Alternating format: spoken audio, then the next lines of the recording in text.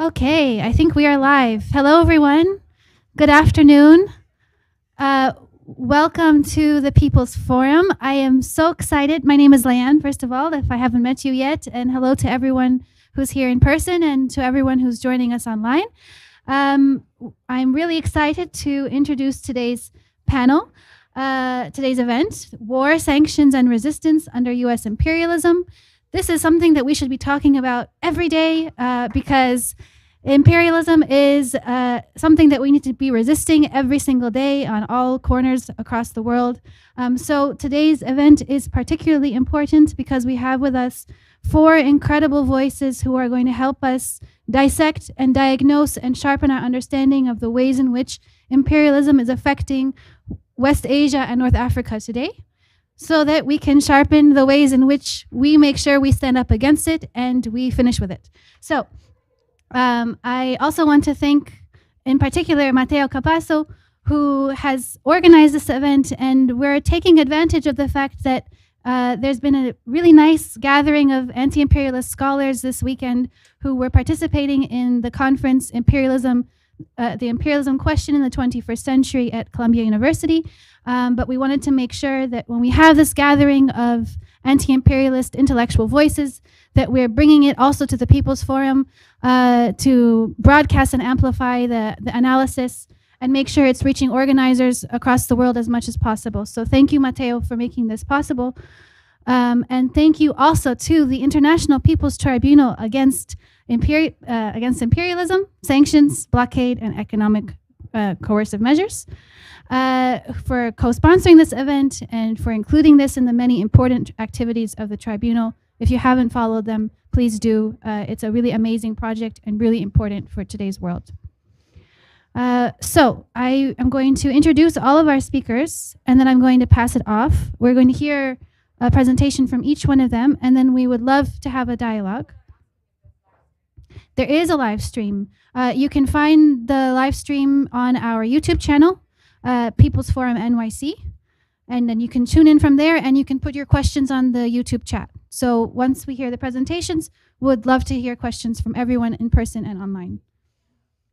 All right, so I'm going to read the introduction so that I make them accurate. So I am first going to introduce Matteo Capasso. He is the Marie Curie Global Fellow between Columbia University and the University of Venice, Italy. He is the author of the recently published book, Everyday Politics in the Libyan Arab Jamahiriya, and it reconstructs the last 2 decades of the Libyan Arab Jamahiriya leading up to the NATO regime operation in 2011. His current research focuses on the study of dialectical relationships between the US-led imperialism and warfare. He is also a rapporteur of the International People's Tribunal on US imperialism. Then we also have with us Nina Farnia, who is a legal historian and a scholar of critical race theory. Her scholarship examines the role of modern US imperialism in shaping domestic areas of law, with a particular focus on civil, political, and social rights. Before entering academia, she was a youth organizer in Chicago, and she is a longtime activist, member of the National Lawyers Guild, and a founder and co-chair of the International Tribunal on US Imperialism. We also have Bikram Gill, who is welcome back, Bikram, who is a scholar of international political economy. He is an assistant professor in the Department of Political Science at Virginia Tech, where he's also a core faculty in the Aspect doctoral program. His research is generally centered on global intersections of political economy, race, and ecology, and he explores these themes more specifically as they bear upon issues of agriculture and development, the climate crisis, and decolonization. He has long been involved in anti-war and anti-imperialist campaigns, and has most recently joined the International People's Tribunal on US imperialism, also as a special rapporteur. And last but not least, we have Issam El-Khorghali, who is a Libyan doctoral student at the University of Illinois at Urbana-Champaign. He taught high school economics and psychology in Minnesota, and his current research examines how Libya's 2011 destruction resulted in foreign actors like the EU, the CIA, the NED, and Turkish cultural associations and others to influencing various institutions in the country, particularly the ideological impact that these imperial interests have on Libyan society.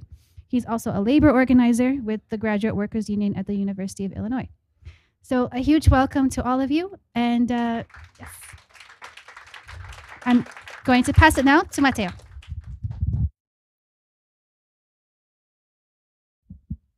Okay. Can you hear me now? Can you hear me? Yeah, okay. Well, good afternoon, everyone. Thank you so much, Sulayan, for supporting the organization of this event. You cannot hear me? A little bit? Okay. Ah, it has to be closer, okay. Can I just, okay. Well, I'm really thankful to Layan, I was saying, for supporting the organization of this event. It is an honor to share this space, the People's Forum, with all of you, joined by comrades Nina, Essam, and Bikram. And again, thanks for being here. I hope we can share some thoughts and ideas on how to face this beast, the beast of U.S. imperialism, which takes different contradictions, but in our current stage, war has become one of the main contradictions that we really have to face every day. When we put this event together, I thought I was going to talk about the destruction that NATO brought over Libya. But then, because that's been my academic work, but the more I started thinking about what I was going to talk about, well, being a European in New York with, I presume, a good knowledge of the political plunder that NATO has inflicted on the south of the world, I started feeling that I could not avoid talking about the current war ravaging, the NATO-led war ravaging in Europe, the war in Ukraine. And so I will try to touch upon three main points which directly connect to the larger theme that we want to discuss today, which is war, sanctions, NATO-led destruction, and how to resist this, if there is a way to resist this. So my 3 points are: first, the nature of the NATO-led war in Ukraine. Then, what war means for US imperialism, politically and economically. And third, how we can, how we should try to resist this. We can try to resist this. So first and foremost, the war in Ukraine is not a defensive war. And it is not only taking place in Ukraine. It is the war of NATO against Russia, but also against Europe and against mankind itself, which has already been underway since the end of World War II, and it has been re-escalated since the 1990s with the collapse of the Soviet Union. This is a war that has been taking place on a global theater in various stages, and it is part of a larger project that US imperialism launched to recolonize the world and to maintain its control.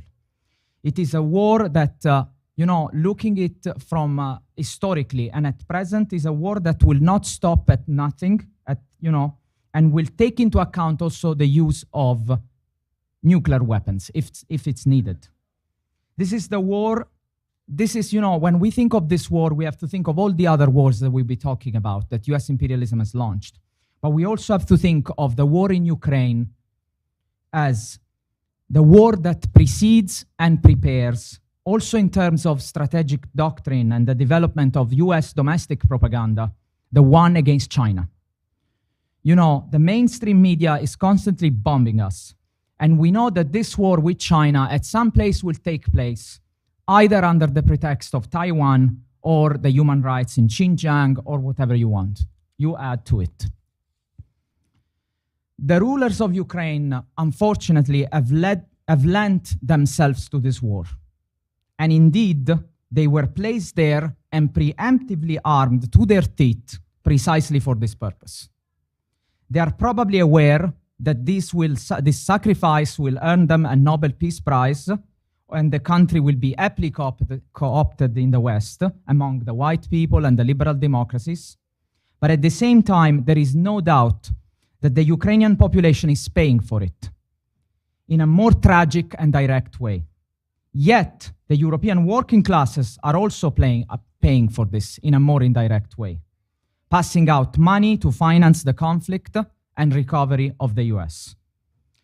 Americans, and I have to say this, are protected by the ocean and have everything to gain, and will do everything in their power, the American working classes, ruling classes, to prolong this war as long as possible under the mantra of the struggle against the good and the evil, democracies and freedom against authoritarianism. Any comparison with this war and the Second World War, in which in which the stake was exactly the opposite, namely to counter the colonial project of the Axis, is objectively wrong.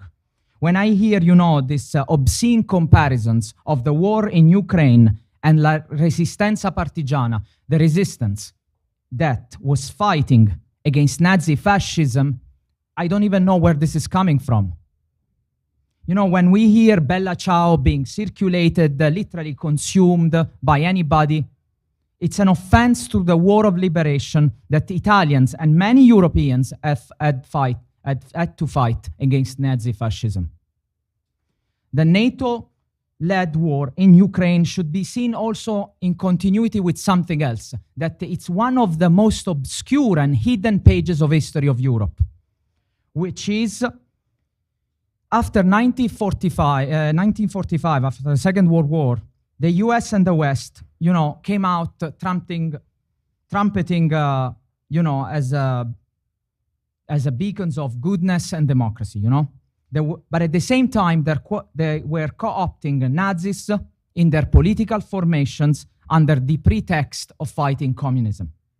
Few are aware that communist East Germany methodically tried to denazify its own civic institutions, while West Germany kept many Nazis in high positions through US-sponsored operations, like Operation Paperclip, for example. At the same time, so what we need to see is that the NATO-led war in Ukraine as a long continuum of US-led sponsored attempt to kill any possible developmental alternative to the capitalist world. That's what they were trying to kill in Europe. And then what we're going to hear today is that they're doing the same, and they've always done the same in the global south. This is a way to kill our imagination and made us reach a point where no other political alternative can be envisioned.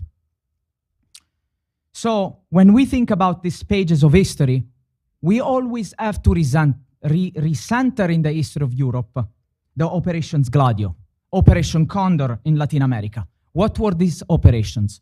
They were covert operations backed by the CIA and NATO that committed political manipulation, assassination, kidnappings, false flag bombings to frustrate, literally, any advances by leftist movements that they sought to promote worker rights and more equitable distribution of resources. Gladio literally supported an army, the stay-behind armies, which were very often made up of very reactionary elements, including Nazis, which this operation permeated virtually all Western countries, especially my own, Italy.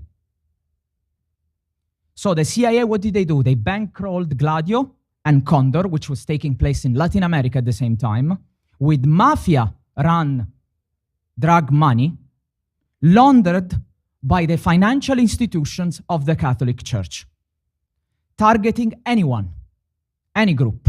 If we start teaching, if we start recentering the history of Europe in this way, we start seeing that maybe there is a bridge between Europe and countries of the South, because alternatives have been killed. Political imagination has been killed. And this is why I am talking about Gladio now. Because I think, again, we can really try to establish a connection here between what has been killed in the global south over and over, but also what has been killed in Europe. I know that this is a controversial point because Europe has centuries of colonial plunder on its shoulders. We don't have to forget that. But there was an attempt after the World War II. The people knew that a different system could be put in place, but it was crushed. So the position now for Europe is to decide in a way whether what do we want is, do we want NATO-led barbarism, or are we ready to think and act otherwise? Because you see, as much as these wars kill our political imagination, they also allow to maintain US imperialism firmly in power. US imperialism has a unique appetite for war and destruction.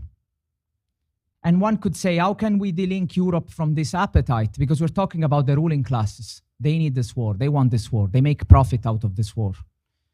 But it's the ruling class knows that the US-led imperialist class, we have to call it, knows that war is a win-win situation. Every time there is a crisis, they can go back to war.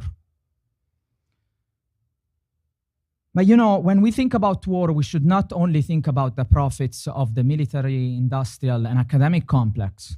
We need to understand that the political and economic dimensions of war. War kills humans, destroys the planet, nature, making resource scarce. You should see when you need to go to Europe. Why are people protesting in France, in Italy? Why they cannot take it anymore? Because war divides people, kills people, but also divides people. And so what does it do by dividing people? It divides our forms of organization and the consciousness of the people. Because we are fighting over what? Whether or not we need this war. We don't need this war. We do not need this war. So, I want to conclude just by offering a little bit of hope, which I hope it's there. In a sense, I think that there is no doubt that the seeds of resistance to this war can only be cultivated at the level of the people, by the people. And by the people, I mean we, all of us. We can, what we will be able to reclaim is inevitably linked to the level of solidarity and revolutionary consciousness that exists amongst us. For us, the people, to be successful, we must overcome, our bent subjectivity to capitalism. We need to face our own consciousness, which is the product of a ruling class ideology, when we look at ourselves. And I'm saying this because this is a very painful process. This is not something that, from one day or another, we take a touristic, walk around and all of a sudden we are socialist, we are leftist. It's about, shedding your skin as well, feeling discomfort and fear that what's going to happen is going to make me question the ruling class ideology. And they don't want to do this. They keep us busy with these wars. So, this is not only, as I was saying, it's not only a change at the level of discourse, of concepts, but we need to act upon them. We need to try to do something. We need to understand and then act. And so I say this because when I'm talking about acting, and I know the People's Forum has been involved into this so much, imperialist-led wars and militarism what they offer to the ruling class is unique. War consumes us as workers. It kills people, kills nature. It reduces literally our longevity, how long we're gonna live. And breaks us, divides our imagination. But we must continue to support the anti-war movement. Never, never, ever. This time is so important. We must support the anti-war movement of what is happening in Europe because it's so crucial. It's the prelude to a war against China. It's inevitable. That's what US imperialism is doing. It's declining, and they know this is the way to go. De-dollarization is coming. They are afraid. They want more war. They want prolonged wars. So, I think that by fighting against the war, we are also reclaiming the conditions of our own very existence, which is a right to nature, a right to life. I know I might be too optimistic here, but I think it is my duty, and I think it's everybody's duty. With comrades, we can always disagree. We can be negative and optimistic, but I think at this time, we need to be optimistic here. And I want to conclude by just reading you, because as part of my research, I will read this quote from this text published in 1966 by the former president of the Dominican Republic, a very close friend of Fidel, who published a lengthy essay titled Pentagonismo. El pentagonismo è il sostituto dell'imperialismo. Pentagonism is a substitute of imperialism. Bosch writes, Pentagonism is undoubtedly a threat to all the peoples of the world because it is a war machine that needs war as living creatures need air and food if they are not to perish. And then he says, but the threat is no less great for all Americans. If the power of pentagonism continues to grow and comes to dominate the sphere of civilian power inside the US, the whole country will in the end provoke the wrath of the whole world. Thank you.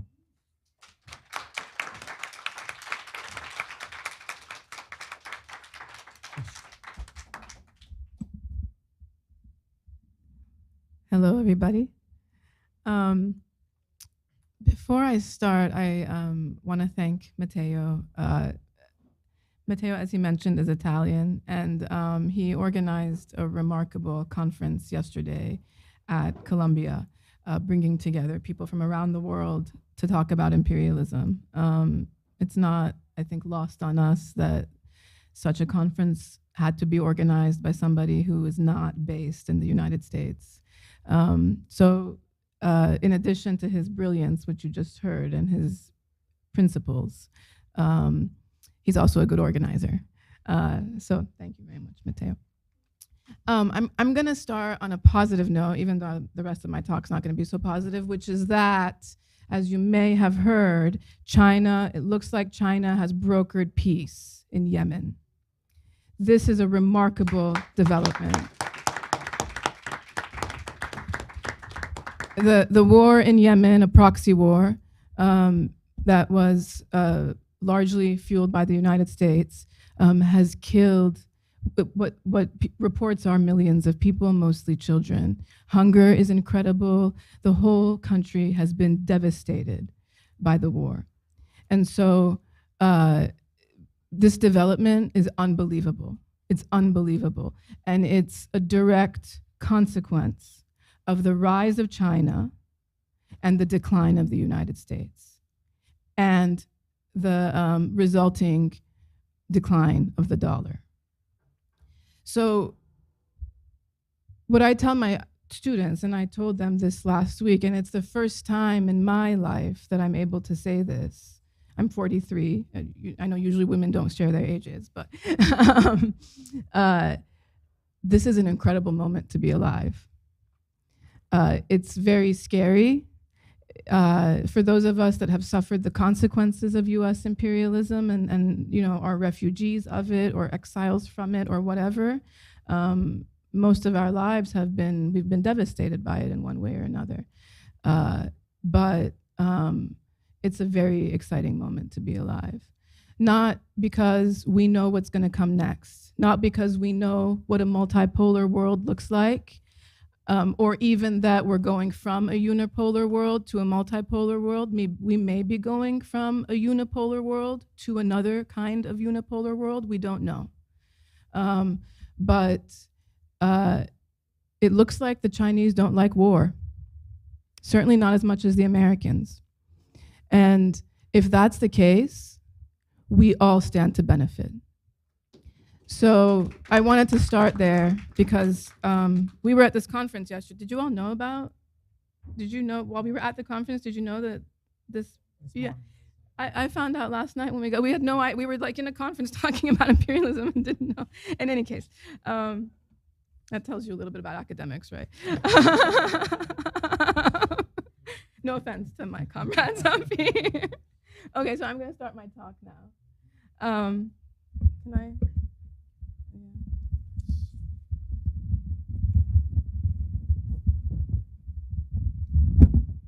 Okay, so I'm supposed to talk about Iran, so that is what I'm going to do. I'm going to do a brief history lesson, maybe not so brief, I don't know. Iran is right here. The revolution, the Iranian Revolution, happened in 1979. If people don't know about it, we can talk about it during question and answer, during discussion. At the time, Afghanistan was in the Soviet sphere of influence. What I'm going to talk about is hybrid war on Iran. And hybrid war is a combination of different kinds of war: conventional war, proxy war, CIA intervention, sanctions, all kinds of efforts to destabilize a country or affect regime change. So Afghanistan was under the Soviet sphere of influence. The US, and this is documented, not just by Hollywood, but many other sources, the US supported the Taliban here in order to destabilize Afghanistan. Ultimately, Afghanistan became the Achilles heel of the Soviet Union.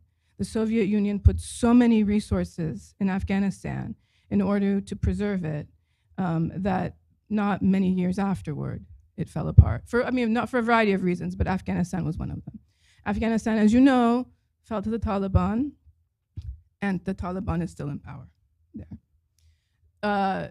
The Taliban and Iran have not historically gotten along so well. Following the revolution, there was also the Iran-Iraq war.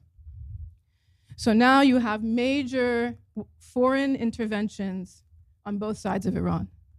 The Iran-Iraq war, it's not clear how many people died, but they're saying 500,000. That's what we know, mostly Iranians. It lasted from 1980 to 1988. If the war, and it was a US-backed war, the US was funneling arms to Iraq. If this war had not happened, it's almost impossible to know what would have come of the Islamic Republic. The society might look completely different now if it were not for this war. Okay, following that, I need to look at this. Then you had the 1991 US invasion of Iraq, right? Then the sanctions on Iraq, which, you know, as Madeleine Albright said, about the deaths of women and children, was the cost worth it? And she said yes. Then the second invasion of Iraq, which was preceded by the US invasion of Afghanistan in 2001. Both areas, as a result of these invasions, I don't know if it's hundreds of bases or dozens of bases, but there's at least dozens of US military bases surrounding Iran on both sides, in addition to being here, right? Because Saudi Arabia has historically been a US friend, though that is changing, as we now know. So there are bases here, bases in the Gulf, and then as a result of these interventions, bases here. In 2011, we have the US intervention of Syria, here, okay? They're still there. Actually, they're still in all these places.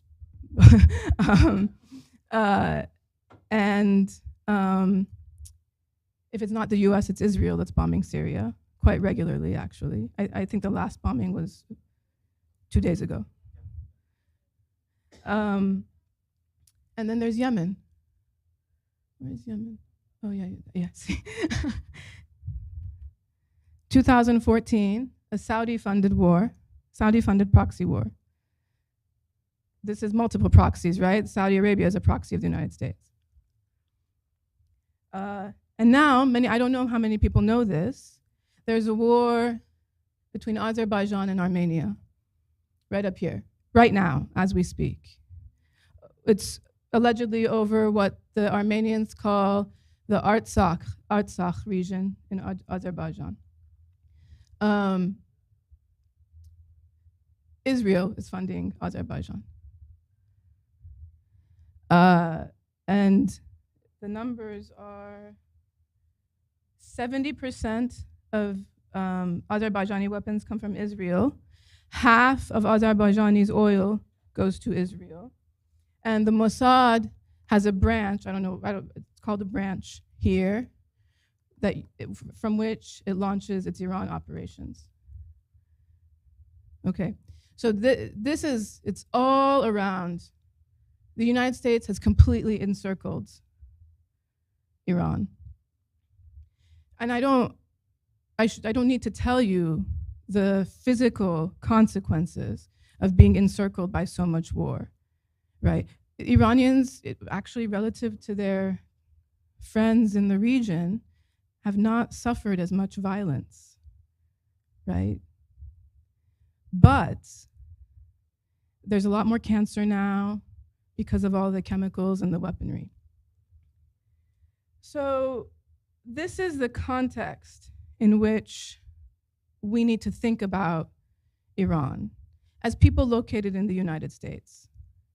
Now, when I talked about the branch in Azerbaijan operating in Iran, that's the murder of Iranian scientists, allegedly because they were involved in developing nuclear power. That probably also involves CIA operations in Iran. And most recently, on the weekend of March 25th, so a few weeks ago, there was a conference at Stanford at the Hoover Institute. You should look up the Hoover Institute if you've never heard of it, called The Iran That Could Be, Dialogues on a Transition to Secular Democracy. It had a long list of illustrious speakers, including Masih Ali-Nejad, who's a regime changer. She's the one that's always doing these talks on TV and CNN and stuff, and she has big hair with a little flower. It also involved the son of the fallen monarch, Reza Pahlavi. There are multiple forces in the United States that are fighting for regime change so that they can gain power. The Pahlavis are one, and the Mujahideen is another, Mujahideen Khalq. Both are friends of the United States, close friends of the United States. Pahlavi at the conference said, it was a closed conference, but in an article produced either before or after the conference, he said, I no longer support the idea of a monarchy. I believe in a republic. So this is what's going on with Iran. So what are we supposed to do as Americans? We know that the people of Iran are not particularly happy, right? Does that mean that we march in the streets here, are calling for regime change in Iran?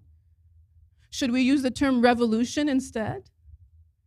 Because somehow revolution means something different than the term regime change in this context? If there is revolution in Iran or regime change, will it be a government that can stand on its own feet without the help of the United States in this context? Will regime change in Iran open up Iran to even more Western money? Will it become a rentier state? Will it become a socialist state? If I march and march and march in the street in the United States, in New York City, and say socialism in Iran, what's the likelihood that I'm gonna get socialism in Iran right now? And I'm not even talking about the Iranians in Iran and the strength of the socialist movement there. I'm just talking about this. What's the likelihood that this will allow socialism in Iran?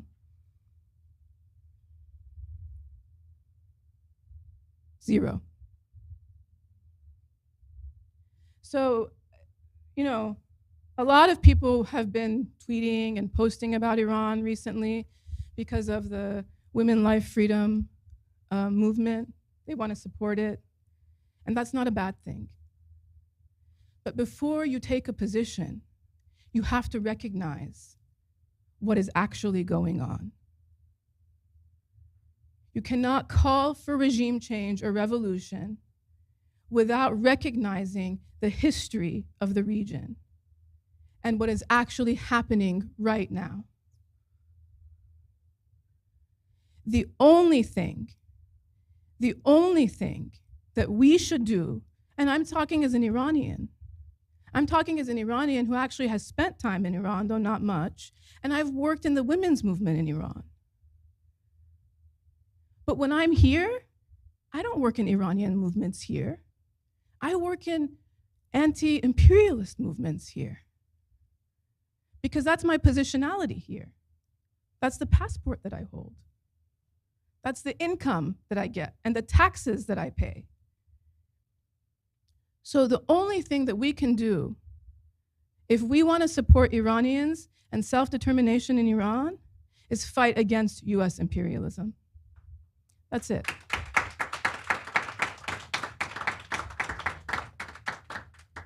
Every single time democratic movements have risen up in our part of the world. And I don't mean democracy like capitalist democracy in the American sense. I mean actual social democracy. No, but also, I also don't mean social democracy, and you know what I mean.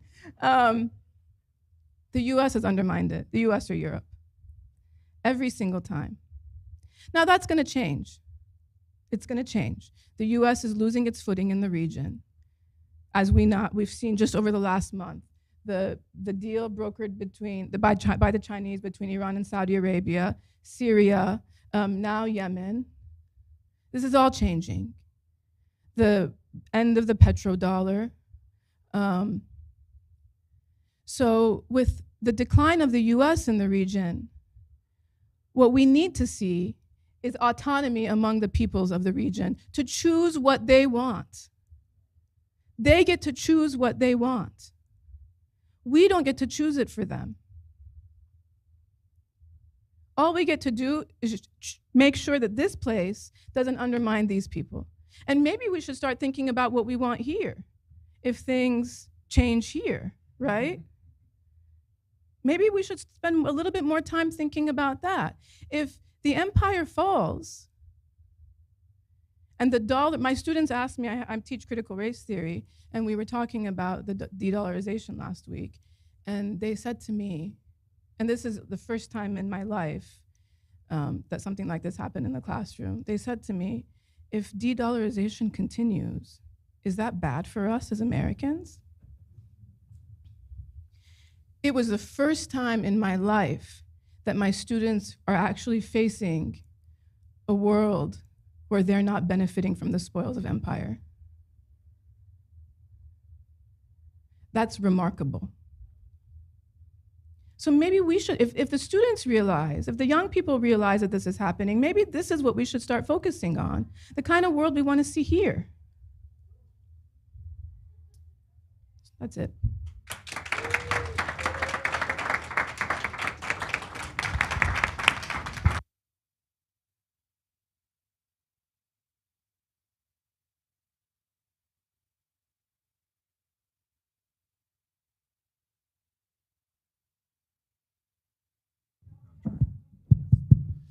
Hello, how y'all doing? It's good to be back at People's Forum. We were out at dinner last night after the conference, and somebody was mentioning it always feels like home to come back to People's Forum, and I haven't been here in a year. And actually, when I walked in the door, it was really nice.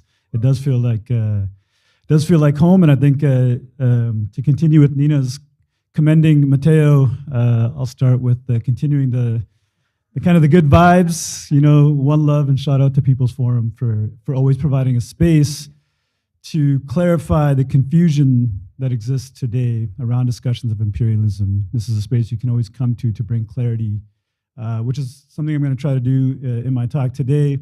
I think our maestro, Matteo, did very well putting together the conference yesterday, and I think a lot of that is coming out of concerns that many of us have in our different fields as academics, that imperialism today has been, there's been so much immense confusion, right? And actually our language and the traditions we inhabit have been turned against us, right? Like the very terms we deploy have been used to support the NATO intervention into Ukraine. It's been used to support the ongoing sanctions against quote unquote recalcitrant states, right? So I think that's something we've been trying to do, whether yesterday in Colombia.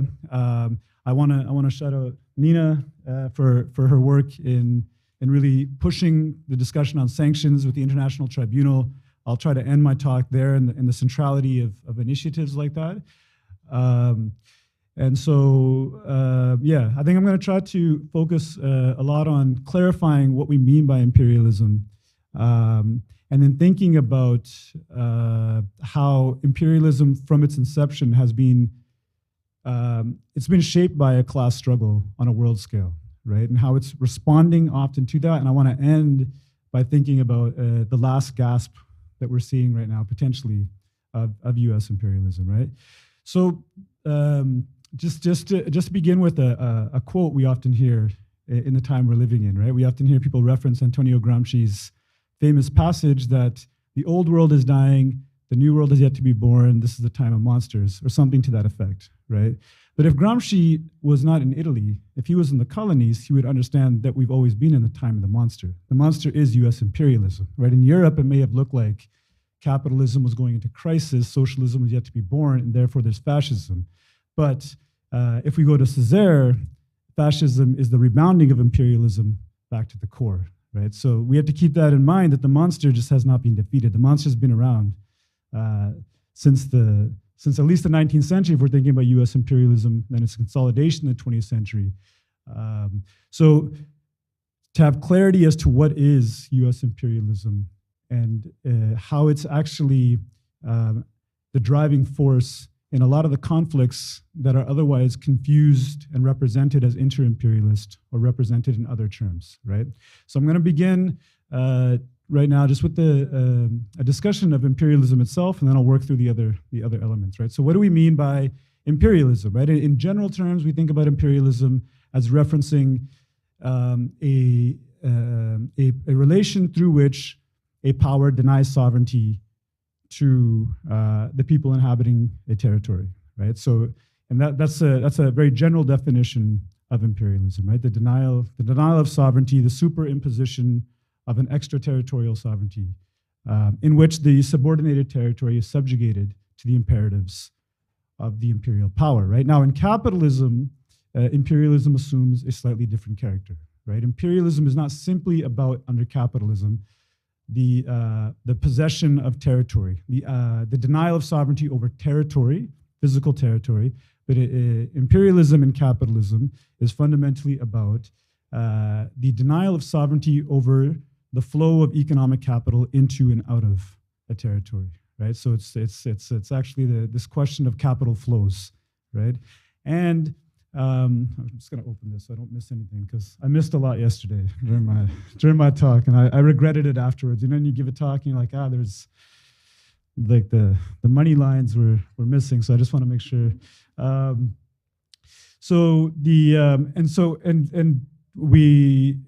think we can recognize that imperialism has been core to capitalism in many ways.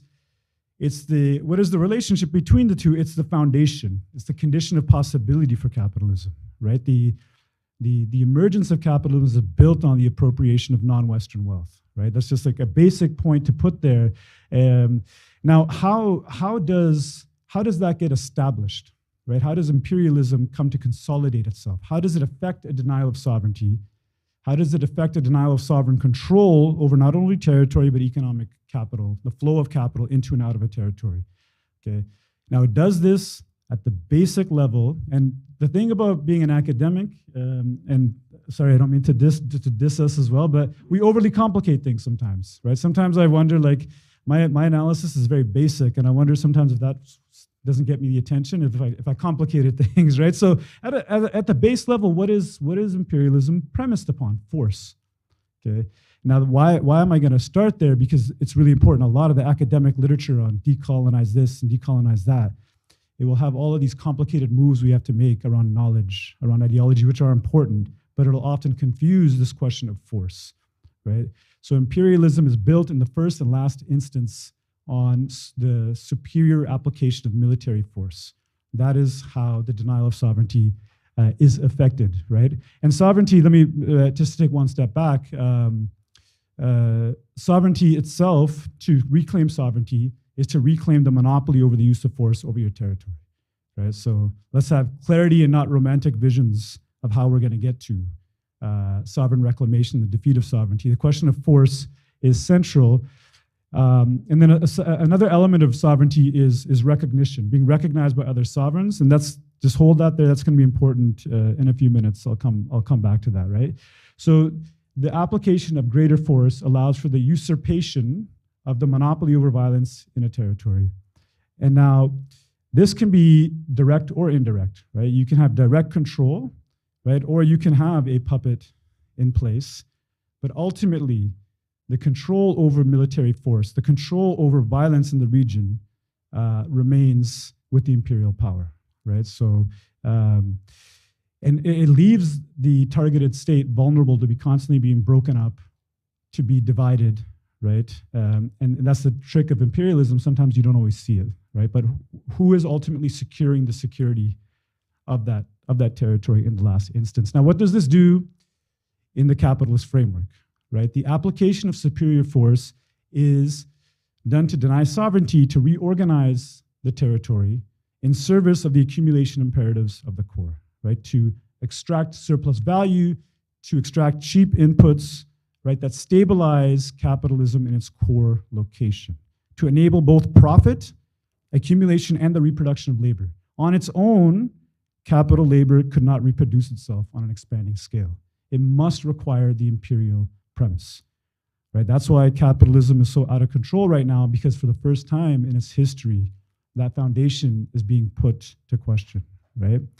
And so it creates these particular property regimes in the imperially subjugated territories. Now, this can be the plantation, right, which is established through force. It can be landlordism. It can be the hacienda. It can be these different forms which create a category that Utsa Patnaik and Prabhat Patnaik in their book recently have called price takers, right? So there may be at some level a negotiation and a bargaining that happens between capital and labor in the core, but this is absent in the imperially subjugated territories. Costs are passed on, prices are taken. Now, one point I want to make before moving on to class struggle, I wasn't keeping track of time, okay, is on this question of the application of force and this question of war under capitalism. There's a complication here that we have to keep in mind. War is not simply a means in capitalism. It's not simply a means to establishing a colonial relationship. War itself is capitalism, right? That's capitalism internalizes war into its own logic. And I know Matteo and Ali Kadri have just written a piece on this, and Ali Kadri's work is really important to read on this question.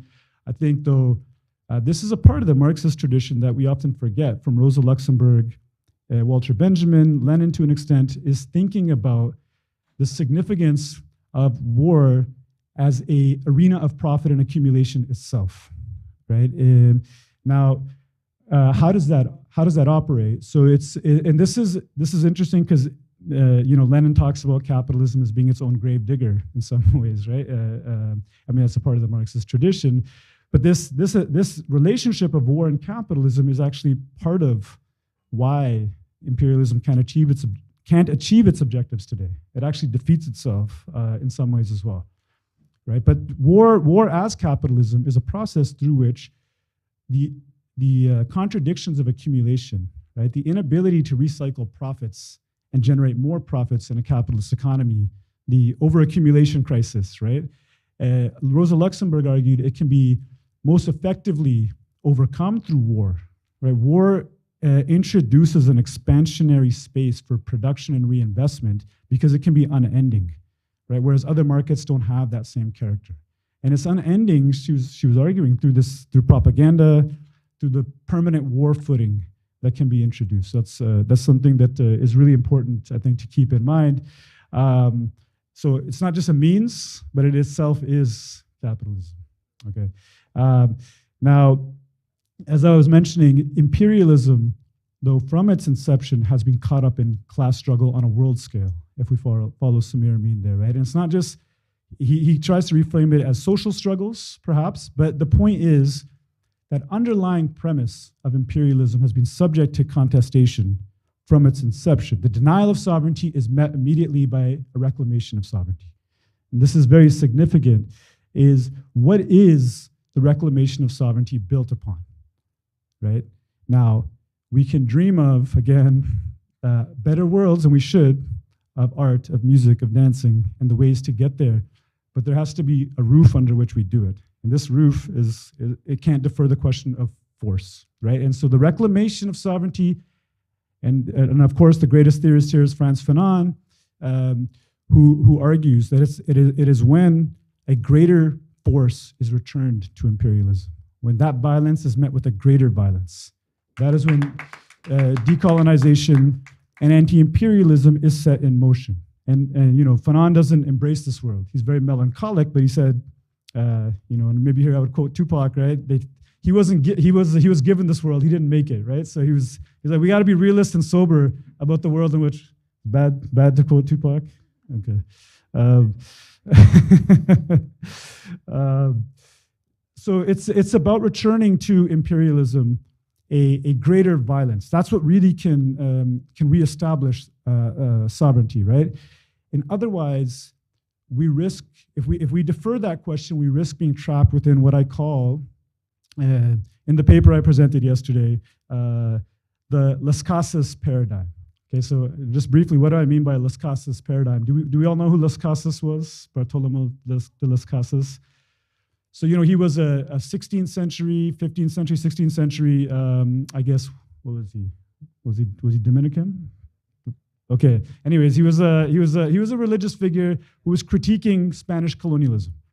And he had a lot of sympathy and empathy for the indigenous peoples of the Americas. He was shocked at what the Spanish was doing. And he argued for recognition of indigenous life worlds, of indigenous ways of being, but he never questioned the sovereign power of the Spanish over the Americas. And a lot of anti-imperialism today gets confused on this question for decolonization. It's to seek recognition, but to not change the terms of who has the power to recognize, right? And that's where the question of force becomes pivotal. And so to avoid the Las Casas paradigm is to center the question of the reclamation of sovereignty via force, which will then open up the space for other ways of knowing and being, right? Now, imperialism responds to the return of force at a greater scale by doing something that Samir Amin calls walking on two legs. Okay, so imperialism walks on two legs, military and economic. Okay, so what happens when a greater force is returned is, at this point, imperialism deploys another weapon, which is the economic weapon, and this weapon is forged through imperialism itself, right? Imperialism drains surplus. Okay, now you have a monopoly control over capital, right? So now, if in Haiti, right, if in China or elsewhere, if a greater violence is returned, and now you've achieved a formal reclamation of sovereignty, now to reorient your resources and labor towards national development, which you must do urgently and rapidly, because you can be subject to recolonization unless you build up an industrial military capacity. But now you lack capital, because capital is concentrated on a monopoly basis in the core. So now this is where the weapon of sanctions emerges. You can encircle economically, you can impose sanctions because these regions don't have any access to capital, and you can make that access to capital conditional. So now there can be formal independence, but you reintroduce the very structures of imperialism, which reproduce a surplus drain from periphery to core. Right? So imperialism walks on two legs, right? And we see this is the history of the 20th century in many ways, right? Independence is achieved, but neocolonialism comes to be established. So anti-imperialism, sorry, just to take a step back here, and we saw this, there's independence movements that emerged in the 20th century that are actually trying to generate capital formation. And this is the thing, Nina was talking about socialism in Iran. A lot of people don't take a sober realist analysis in the construction of socialism. So they'll see a state engage in capital formation and be like, aha, look, same as USA. Look, they're building capital markets over there, right? But socialism is not poverty. Socialism is not having a strong military capacity, right? And so this is the challenges in the world in which we live to build this project. So there were attempts by anti-imperial revolutionary states to construct domestic sources of capital formation with which you can mobilize labor and land, but those are always subject to wars, to coups d'etats. And what is very key here, something I spoke about yesterday, is something like land reform, redistributing land, breaking up that imperial property, which can generate a form of labor mobilization, which we saw in China, actually, unlike anywhere else. And I'm going to come to that because it's very significant to understanding why China is where it is today, right? But, like structural adjustment in the 1970s and 80s was a really key way in which that economic leg was deployed, right, to defeat anti-imperialism momentarily, right? Because I think the long run is on our side, right? Anti-imperialism will it is trending that way, I think, in some ways. Gramsci's comments on monsters notwithstanding. So I think the implication here is, for Amin, if imperialism walks on two legs, anti-imperialism must walk on two legs. 3 minutes, okay. It walks on two legs as well, military and economic, right? So the question, it's interesting I'll go to China then, since I just mentioned it, right? So China actually, Mao has the very, very clear analysis on political power coming out of the barrel of the gun. We don't want a world of war, but Mao says war is necessary to end a world of war. Right? We have to reestablish military deterrent capacity, but then China also undertakes the necessary program to establish kind of an economic independent capacity through things like land reform, domestic industrialization. And it's the way China undertook it that actually opened space for the rest of the global South to start rejecting the IMF and the World Bank in the 2000s, right? It opened policy space for them to refuse that conditionality that the second leg of imperialism can impose. Another key, the other leg of anti-imperialism, the military leg of China in many ways addressed by the 2000s, the economic plank of it. In the 2000s, very significantly, this relates to Iran, and I think the clarity as to why Iran is being targeted to the degree it is, and our responsibility here, the way in which the armed resistance in southern Lebanon defeats Zionism in the 1990s, and the rising military capacity of Hezbollah in the 2000s, which is coming out of the capacity of the Iranian state to withstand the war in the 1980s.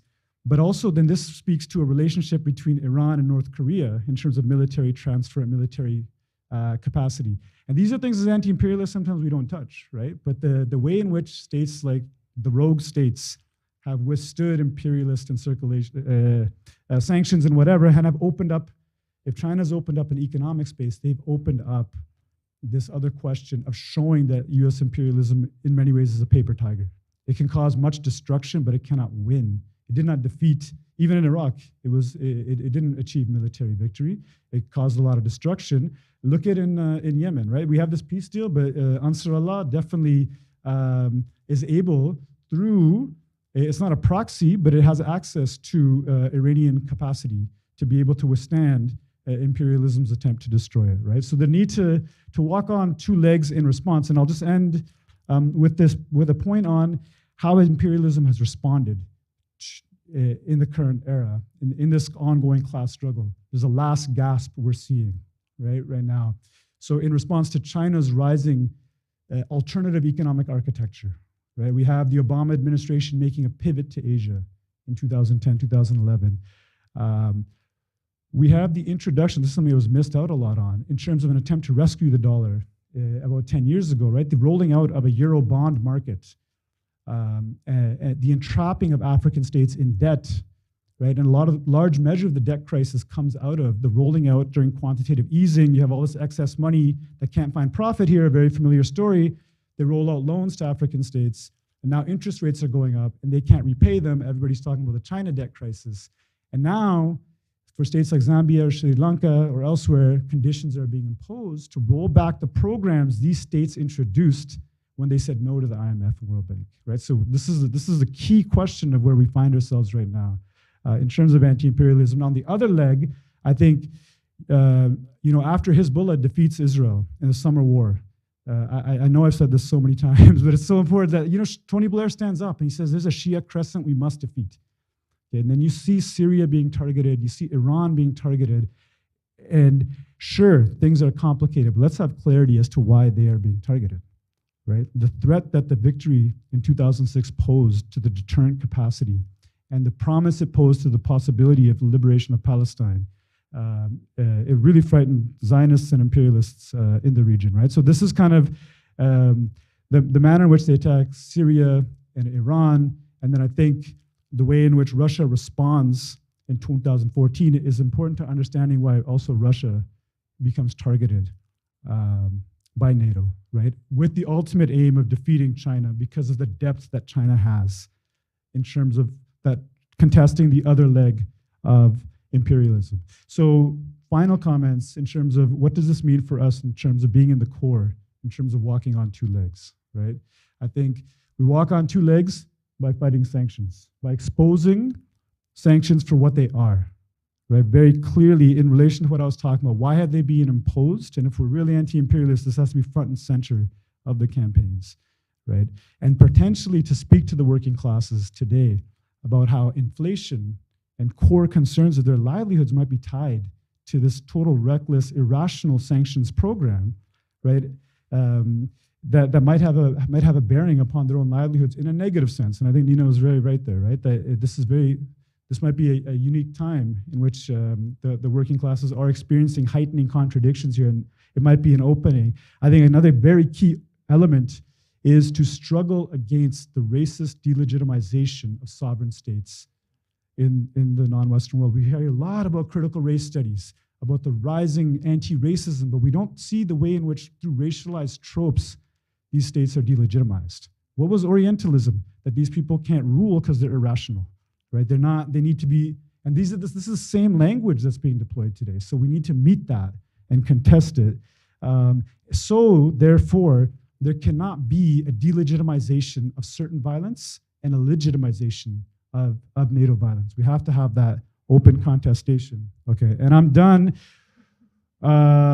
with the point that I want to say on the military question. How do you in the second, let's walk on the second leg on the military question in the core, right? Well, I mean, I'm not sure. That's a tricky question, but what Palestine Action is doing in the UK is quite interesting, right? Targeting arms factories and disrupting them. So I'm sorry if I went over time. I think I was bad, wasn't I? Okay, sorry. Anyways, thank you.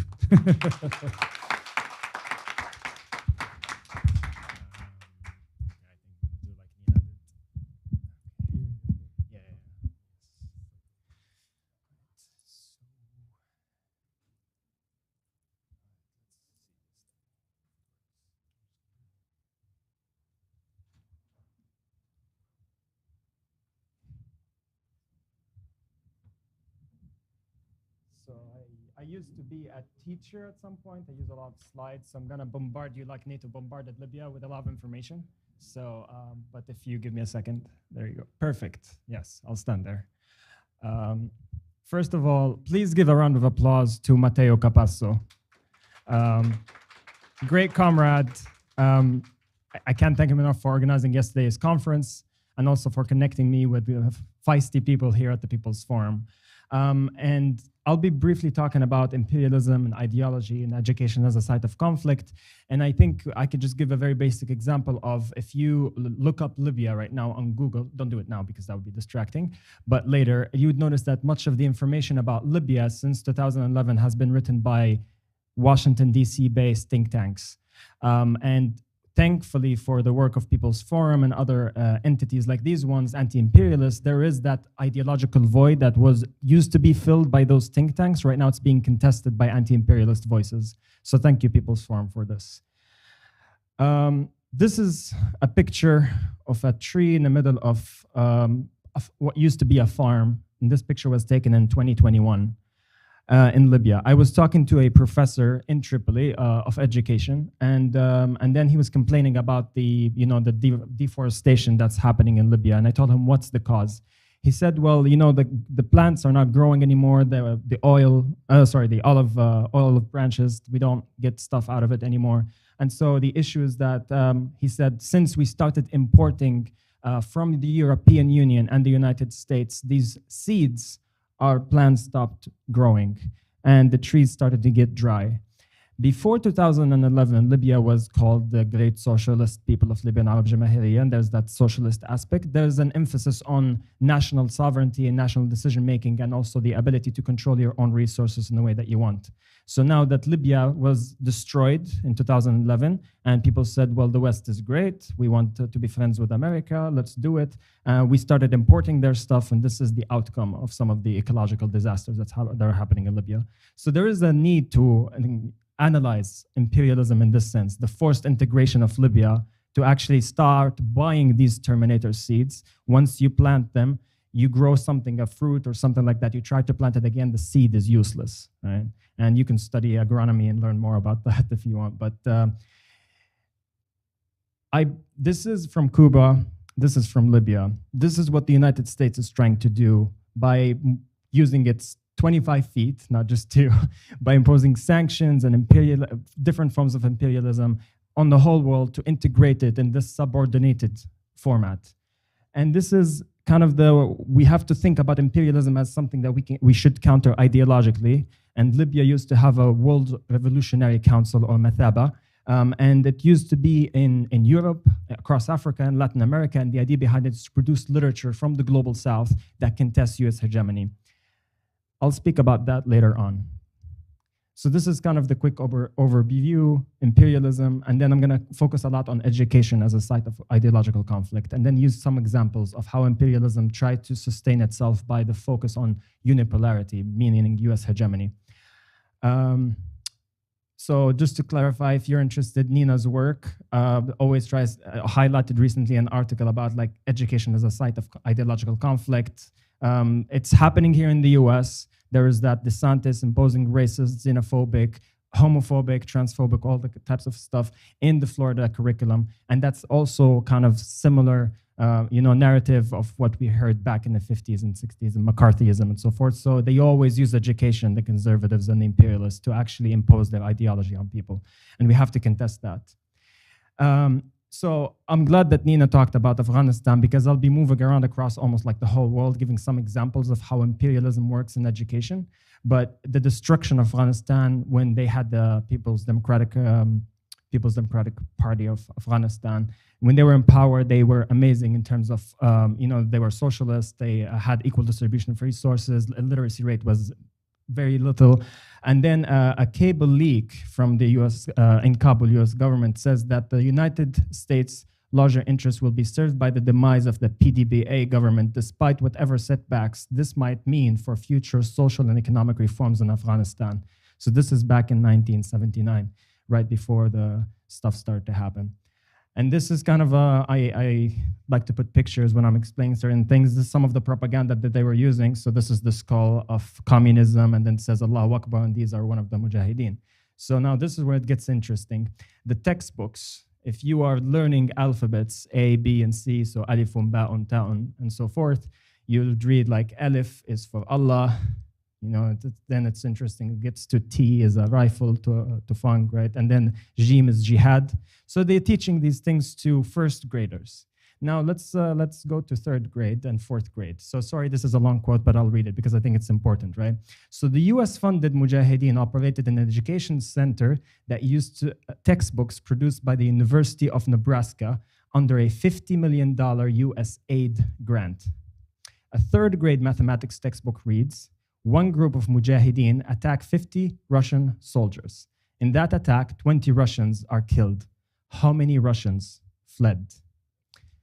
Okay. And now let's go to fourth grade. Once you graduate that, okay, it asks, the speed of a Kalashnikov, like the AK-47, bullet is 800 meters per second. If a Russian is at a distance of 3,200 meters from a Mujahid, and that Mujahid aims at the Russian's head, calculate how many seconds it will take for the bullet to strike the Russian in the forehead. Right? So this is what the US aid does, and this is what kind of this is mathematics textbooks. I'm not going to get into social studies till later on, but so this is, right? And we know what the United States did in Chile in 9/11, 1973, with Allende. They brought in these kind of elites before the coup, and they taught them at the University of Chicago. Milton Friedman trained them about neoclassical economics, and then all of a sudden shipped back, and then there was that whole coup and the bloody years that followed. And I'm not gonna gossip because I know other stuff. But then there's this interesting part where the United States, USAID, they do these agriculture programs right now, especially in Eastern Africa, so Tanzania, Kenya, very arable lands. And they started providing these, again, terminator seeds to these farmers in order to subordinated integration. Most of the United States, if you actually look at what it produces, most of the biodiversity of production happens in the Southwest or the South, essentially, but the rest is just corn. And I come from Illinois, so there's a lot of corn there. But so there is not that capability for the United States to produce a lot of its fruits. So unfortunately, what it does is that it gives these seeds to arable lands, and then they plant them, and the same thing that happened to Libya is happening to other people across Africa.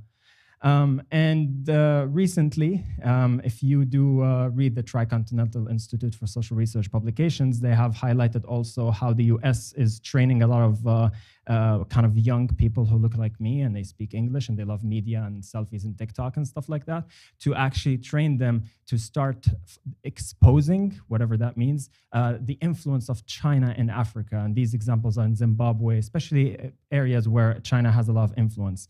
And this is becoming even more scary because recently the United States just published a fact sheet about how much money they're going to be spending on the promotion of democracy. And then they're giving roughly $8.9 billion to USAID to continue its projects. And if you scroll down and see how many times the USAID is mentioned, it's 7 times across this whole document. It's a very short document, but still, USAID is very central to the functions of US imperialism and its foreign policy, essentially. And this is an example: support free and independent media across the world. So education is central. And National Endowment of Democracy, which was started in the early 80s under Ronald Reagan, because in the 70s and the 60s, across the whole world, we started realizing how bad the CIA is, and still is. It hasn't changed. And they created this kind of a cover, essentially, for the CIA, which is called National Endowment of Democracy. And what they promote is that, essentially, they want governments to be electoral-based, parliamentary, so you can easily influence parties and give them money and aid them in a certain way. And there's a lot of examples on how they did that, and tried to do that in Nicaragua, they did that in Chile. But what's interesting about them is that in Libya, after 2011, they infiltrated the International Foundation electoral system. So apparently we didn't have democracy before 2011. And now the International Foundation electoral system says, okay, we know how democracy works because we've had it since 1776. And so we're going to show you how to do it. So that foundation comes in and starts writing Libya's civic education textbooks, right? So they get funding from the National Endowment of Democracy, and then they actually, which gets funding from the CIA, and then they start writing our textbooks. So it tells you a little bit about their kind of covert missions. If you're gonna look at also Norway's education system, I used to study Scandinavian studies at some point, I quit that, but this is from back in, before, during World War II, and it's called the Front Against Bolshevism, Where Are You Standing Today? And when I used to analyze their textbooks and interviewing people, one of the professors said that her students analyzed Norwegian textbooks, and then it says how oil has been written about, and found that almost every book had this story about Norwegian extraction as written as a story about the welfare state. As you know, Norway is a welfare state, social democracy in that funny capitalist sense, right, that Nina mentioned. And then there's all equals welfare, and that is the story of Norwegian oil extraction. And then the contrast was often in Russian pollution, Russian air pollution, that is just really dirty. And this interview that I conducted, it's before 2022, so before the war that's happening in Ukraine. And I'm pretty sure that their stance on this situation, would have been very different. They wouldn't even have spoken about this thing because Norwegians are part of this imperialist NATO entity. And they also, if you've read the Seymour Hersh's piece on Substack, Norway is part of the US imperialism. It's also, they contributed a lot to the destruction of Libya in 2011. So I bring this back again because I want to give kind of the World Revolutionary Council, or the Mataba, that used to exist in Libya. So in 2011, we had them across Libya, and then the protesters, they saw it as a symbol of the regime, so they went and attacked it. And so they burned a lot of them. The state kind of gathered all of the books across the country that was under its territory, and they put it in Sirt. And then, so this is an example of the protesters demolishing it. The US foreign policy call it Harvard for tyrants. And so I wonder what the Harvard here is for in the United States. And they put it inside this compound in center of Libya. In 2011, when NATO was destroying Sirt, they including the bombing of the civilian building and all the books that were accumulated of 42 years of revolutionary struggle, South-South thinking, inviting Edward Said to talk about the Palestinian cause, supporting Chavez and all these movements in Nicaragua, Ortega, and so forth. They were all just like all demolished. And it's ironic that when I walk in the hallways of my university, University of Illinois Urbana-Champaign, I find these books there. So it's kind of the accumulation, destroying whatever the Libyans can read and allow these academics here in the US could just read it and have fun and write blurs about it. So it talks also about this whole idea of, monopoly of knowledge production here. So books, how are we doing on time? Okay, so I'm gonna skip kind of this post-2011 education in Libya is literally kind of stops at 1969. We can have a conversation about that, but what I want to focus on why the destruction of Libya in 2011 was kind of largely ideological too. The idea that to have a state that had so much influence across the region and particularly in Africa, and we know that Hillary Clinton's plan to destroy Libya, thanks to the WikiLeaks and Julian Assange work, they had that intention that they want to supplant Libya's revolutionary politics, not just only in Libya, but also across the region. And I give kind of this very quick example of this textbook. I know it's kind of tiny, but it's actually, when I was a student, I read this textbook back in the day. Every time it calls the US, mentions its name, it says the biggest sponsor of global terrorism, the United States of America. So this is what I was being taught. So again, state ideology being reflected. And it laughs at Egypt because Egypt normalized relations with the Zionist entity. And so it does not call the capital of Egypt, Cairo, Al-Qahira. It calls it Al-Maqhura, the one that's defeated. If you don't speak Arabic, I think it's funny. And then they talk about the role, this is 9th grade, just so you know. The role of monopoly capital is a tool of imperialism to sanction the revolutionary nations. So this is, 9th graders. So it's feisty stuff. And then at the very end, they also complicate this pan-Arabism because it's still pan-Arab regime. It was kind of talking about the minority question must be central to any national question. So you can't just have this pan-Arabism, we're all Arabs, we're all blah, blah, blah. It has to be also central the diversities that exist within nations. And that the revolution continues, independence is not to be equated with liberation. You can have a United Nations independence like Libya got in 1951, but we still had foreign bases. We didn't nationalize our resources or any of that stuff. So they really speak about that, about also liberation being transnational, that we Libyans at the time supported Palestine, South Africa, Nicaragua, Argentina's Falkland Island, and says that that's Libya's stance. After 2011, do any of these things are mentioned, at least in this way? Absolutely not, right? So it tells you about the sellouts who are running the country right now. So I bring it back to this. War and destruction is not, I don't want us to see imperialism as just a tool for just killing people or like, oh, look how many people died. That is a prime goal of it, but it's also intentionally always this subordinated integration. Look at what happened to Iraq right now. Look at what's happening to Libya and what will happen to other countries once the United States continues to do these demise across the world. And we have to stand against it first and foremost ideologically. Thank you. Yes.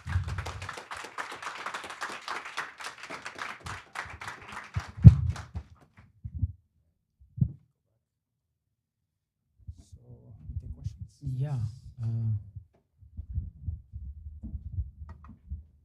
Oh, okay. Yeah, I mean, if there are, at this point, if there are... Sorry about that. Yeah, if there are any questions at this point, please feel free to, raise your hand. Layan will pass around with the mic and also introduce yourself so, we have a chance to know each other as comrades. With everybody. I'm from the Philippines. I don't need a mic. Okay. I'm Filipina, and in the early 50s, the Institute of Rice, Research Rice Institute, funded by Rockefeller and Ford, gave us this new breed of rice. And they said you can plant it twice a year instead of just once, and you only need 6 feet apart instead of 12. Okay, that was great, right? Everybody was happy. Guess what we found out many years later? We cannot grow this rice without US fertilizers.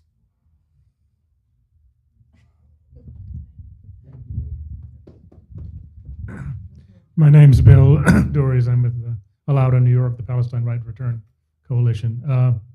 I just thought it interesting how the U.S. response to the peace in Yemen is that the Biden administration sent a nuclear submarine through the Suez Canal, which is open to them now, to join the Fifth Fleet because of rising tension with Iran. What rising tension? Iran was supposed to be a threat to Saudi Arabia. Now, the Saudis don't care. I mean, the Saudi Arabia and Iran are talking, so suddenly there's rising tension, and they have to send their own warship there.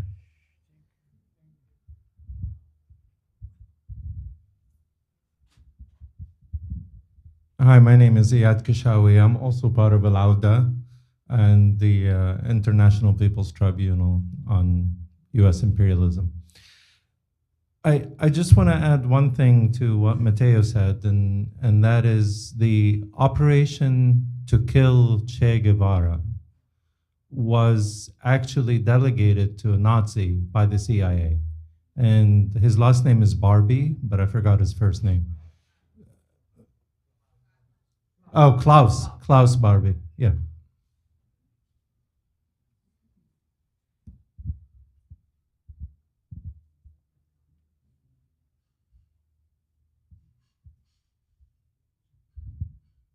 Hi, I want to thank each of you for your presentations.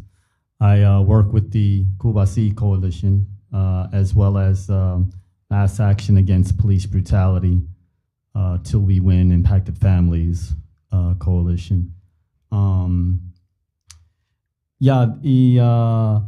regards to Iran, I think one of the examples of a people's democracy that was usurped over the decades in Iran, and of course, maybe you can discuss this more, was the 1979 revolution itself, which was led by youth and workers and women. There's a tendency here for even some on the left, but largely, the U.S. government through the media, to paint the Iranian Revolution as led, for good or bad, by the Islamic Council, when in fact, before I think people could, organize themselves fully, the Islamic Council took advantage of the opening and used their influence to take power. And what that just reminds me of is simply this point that not every entity that's, say, anti-American is in favor of working people, whether in their respective countries or worldwide. But maybe you could say a little bit more about the real nature of the '79 Iranian Revolution. Thank you. Oh, one other point. I know what you meant by, I forget, I think it was yourself, you referred to the so-called Falkland Islands. And I know what you mean, but just out of respect for the Argentinian peoples, I personally would rather call it Las Malvinas. Just the point. Yeah, thank you.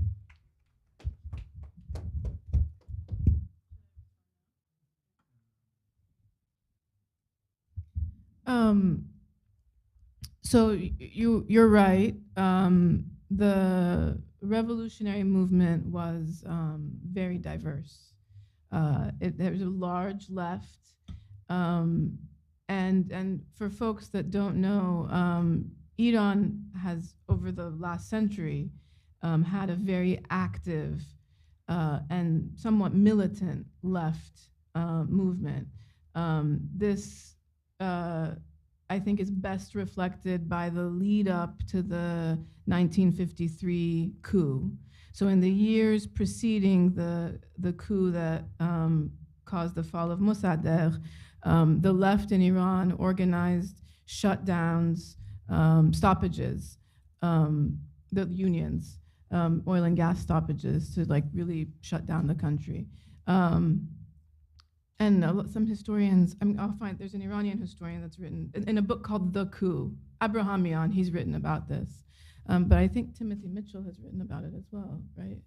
I'm not sure. In any case, do you know Timothy Mitchell? Okay. He said no.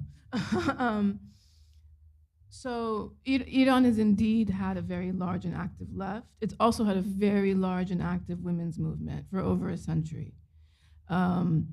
Actually, the U.S. Women here, we could stand to learn a little bit of something from the women in Iran.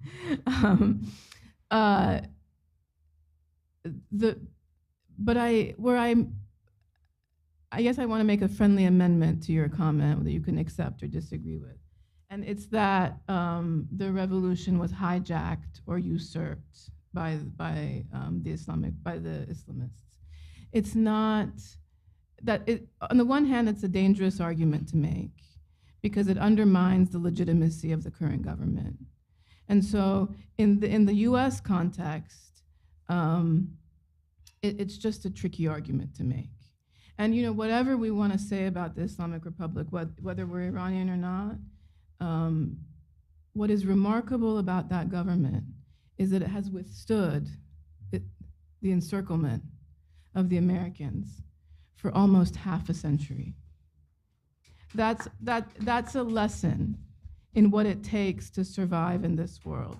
And few countries, Cuba has been able to do it more or less. It's looking like, knock on wood, Venezuela is a reflection of that. And Iran and North Korea, the Democratic People's Republic of Korea, is definitely probably the strongest example of that. And then Iran.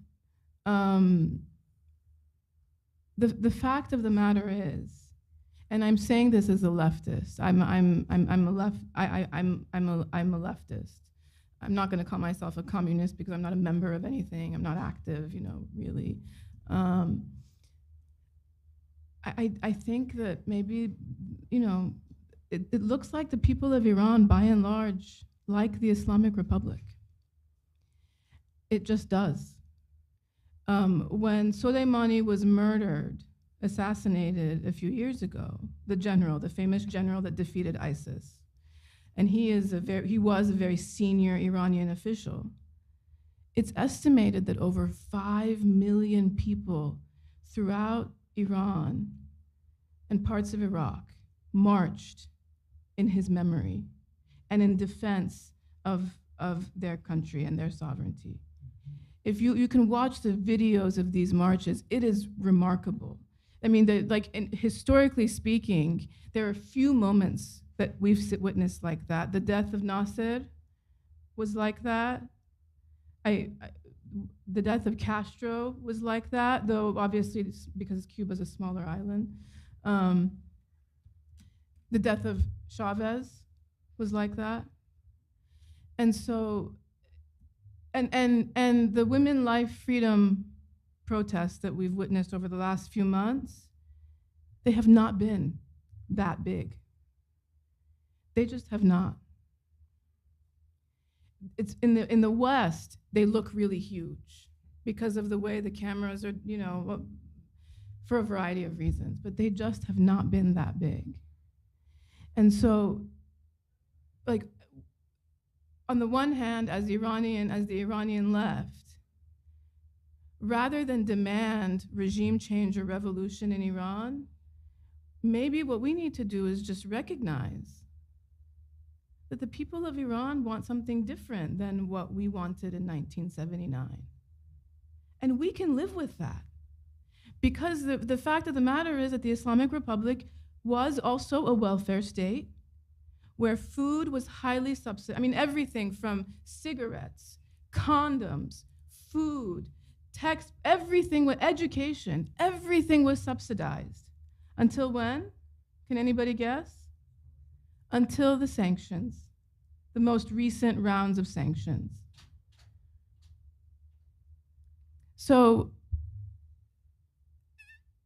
my position, and this is a position, is that the left lost that revolution.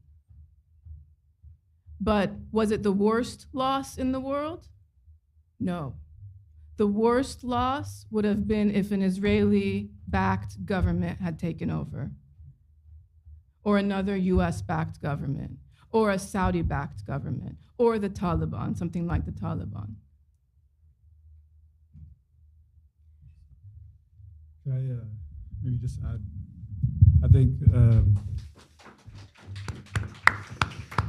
just to add to what Nina was emphasizing, I think the question of working people, it's important, right? But like again, capitalism as a world system has been the oppression of workers, and as socialists we're committed obviously to the liberation of the working class, but there's also been the national question, right? There's been this question of the denial of sovereignty, and if you look at the Iranian state since 1979, not only has it withstood encirclement, but can we really understand the potential for the liberation of Palestine today? Can we understand the gains made by armed struggle over the past 20 years, which has put the question of Palestinian liberation really acute now for Zionism, right? That has to be a part of the discussion too.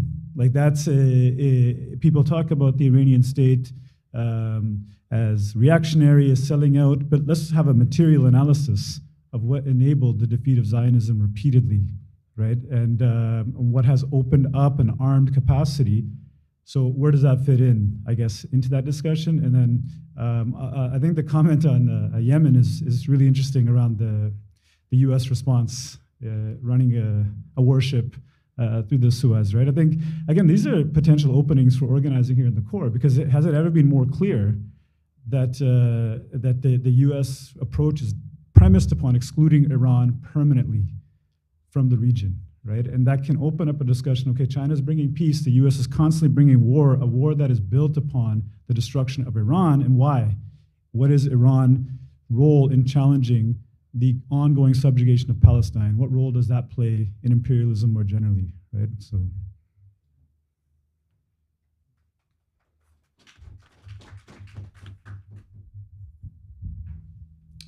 Hello, my name is Hassan Ali, and I'm leftist, and I'm super excited about the concept of de-dollarization, about degradation of U.S. hegemony, and about multipolar world. But how much of a risk is it that we are underestimating the strength of U.S. imperialism to withstand that, and how much are we at risk of celebrating too early?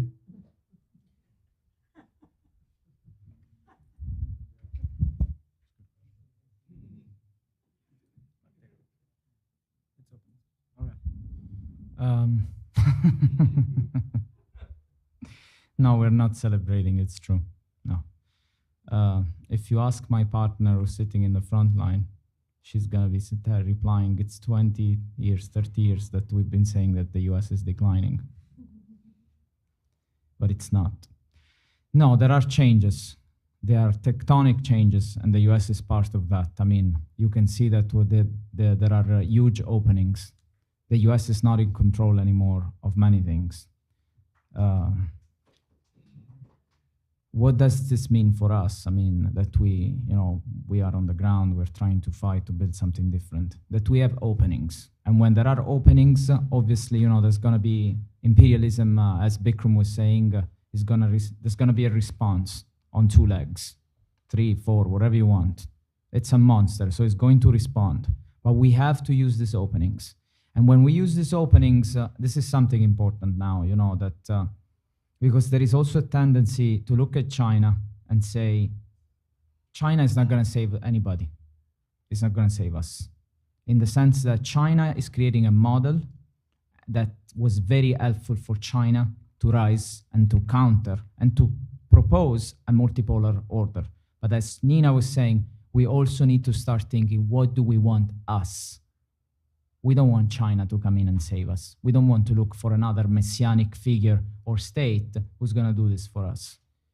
And this is difficult. It's not an easy question. But that's why we need to fight on the multiple fronts. We need to oppose war. We need to oppose sanctions. We shouldn't celebrate. We shouldn't just launch slogans. Imperialism is in decline. It's dead. No, it's not. There is war. There is so much war. We're just, you open, there's so much war. It's just war everywhere. the budget for war in this country. I don't know how you guys can live with a health system in this country. And that's right. That's right, you don't.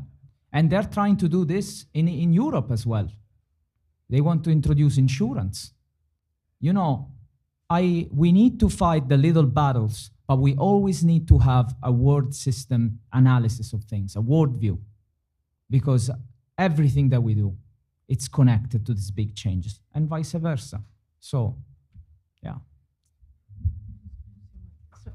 Cabral wrote an essay, I just couldn't remember it, called Tell No Lies, Claim No Easy Victories. So I appreciate your point, but I am celebrating because this Yemen deal, what China brokered between Saudi and Iran means that the internal destabilization of Iran that Saudi Arabia has been supporting is going to decrease. It's just every life that we can save is a victory. But you are correct. What's to come for us as people living here in the short term is truly what Bikram said of the monsters, I think. So it's interesting. I was asked recently about what it was on dispatches on Breakthrough News, and Rania is in the house, so make sure you check out the show as much as you can. But so I was, Rania had asked me, like, okay, what do I think about some of these questions around the decline of, and I actually answered similarly, like, look, let's be cautious. I was like, we can't trust Saudi, but I did say at the time, like, if China's peeling Saudi off to enter into a detente with Iran, that's something else. It wasn't clear even 3 months ago that it was heading in that direction. But one thing I will say is the refusal of the non-Western world to go along with sanctions against Russia is quite revelatory, right? It does demonstrate something is different.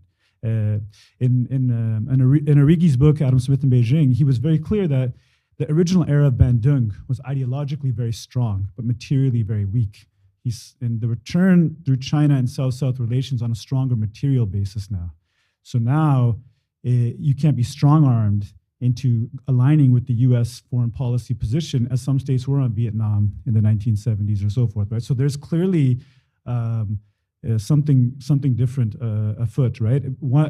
There are reasons for caution on one hand, and I'll give an example of this, is Zambia had been establishing very close relations with China, right? And they had been rejecting IMF prescriptions, constructing attempts to retain more value, to develop more productivity, build more power plants, things that the IMF had denied because their relationships were just interest payment drains from many African states, right?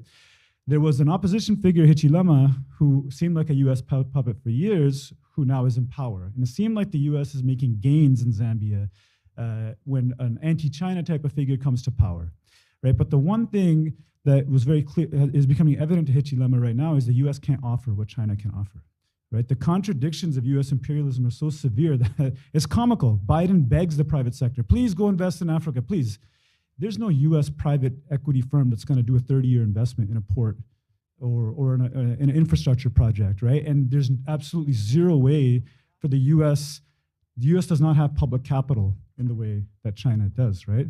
So there is evidence when you see structural adjustment 2.0 coming down and attempts to entrap states, but even where that's happening, even those anti-China figures are going back and talking to China again. And I think, to Matteo's point, the Europeans are going to realize this in a really bad way, is that the US cannot offer what they could have had in a relationship with China.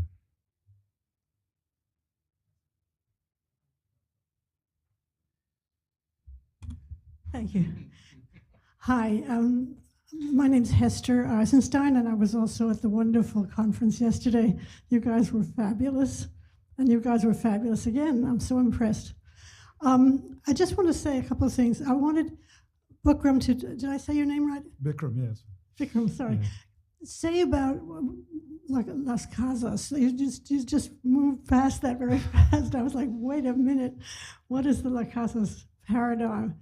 But also, I want to just mention, I think the US which is completely going nuts about China, has completely missed what's happened to China, which is, under Mao and even post-Mao, the restoration of Chinese sovereignty. China is a world power now. They're eliminating poverty. They're building all over the world. And the US, Biden gets up and he says, there's nothing the US can't do. Wrong. You just gave an illustration of it. I don't think the American, I don't know them, but I think the American ruling elite is like, they don't get it. They don't get China is a rising power, with very good foreign policy, very good economic policies, and pretty good domestic. But I'm not idealizing them. But I just think the American ruling class has no clue what they're up against. I really think that's it. So I'm just interested in your reaction to that. I'll quickly just on the Las Casas paradigm. I think a really good example is the risks that the BDS movement faces today, the Palestinian boycott, divestment, sanctions movement. It can find itself trapped within this paradigm. So like I just mentioned, Las Casas is seeking recognition for indigenous peoples from the Spanish crown without questioning that sovereign power. Now, BDS is supposed to be a means of sovereign reclamation, but often it's seeking recognition from Western powers. And it undermines often those forces that are questioning the material basis of imperialism in the region, like the armed struggle or so forth, right? So South Africa is a very clear case again at the end of apartheid, right? Is not addressing the material basis of the denial of sovereignty. And that's kind of where we're often stuck. We seek recognition, we seek inclusion into what, right? That's the Las Casas paradigm as I was thinking about it. Well, you go ahead and then if we have time. So in my view, before 2011 in Libya, once all of the assets were frozen and we had this rapprochement with the West, there was this idea that we had, national sovereign wealth fund that we can invest and have action national development that is based on South-South solidarity. So the Libyan leadership at the time, they invited all these Western and non-Western companies to construct this fancy railroad across all of Northern Africa, connects the Arab Northern region, and then connects across the coast of Africa. And this was part of also the AU project, largely funded also by the Libyan assets. And so they invited American, British, French, Russian, and Chinese, and also some other Swiss companies to do some bidding. And then Libya decided to bid with China and Russia. 2 days after they signed the deal to sign that railroad construction, the United States government, right, and they send this cable through U.S. Embassy. You can look at the cables 2008. It says that now that Libya is integrated in the international market, even the savvy Bechtel company, Bechtel, I think it's pronounced, this famous construction American company kind of monopolizes all construction ports and stuff like that across the world. Bechtel, yeah. Said despite the fact that they have ability to go into deep pockets of heads of states and influence their politics, we could not infiltrate Libya. The fact that Libya is siding with non-West is a scary tale for what the future will hold for Russia and China and Libya across Africa. So this is 2008, preluding 2011 events happening. So the fact that even if you give me 10 contracts in front of me and I take just the nicest one and turns out to be China, it really angers the Americans because they see that as not beneficial. It is also what do Southern countries, meaning countries in the global South, what do they do with the surplus capital? The West does not like it when it goes to not, Switzerland, not the United States, because they cannot impose sanctions on us eventually if we start using yuan or any other currency. So that's still very central to our state of de-dollarization, I think. So.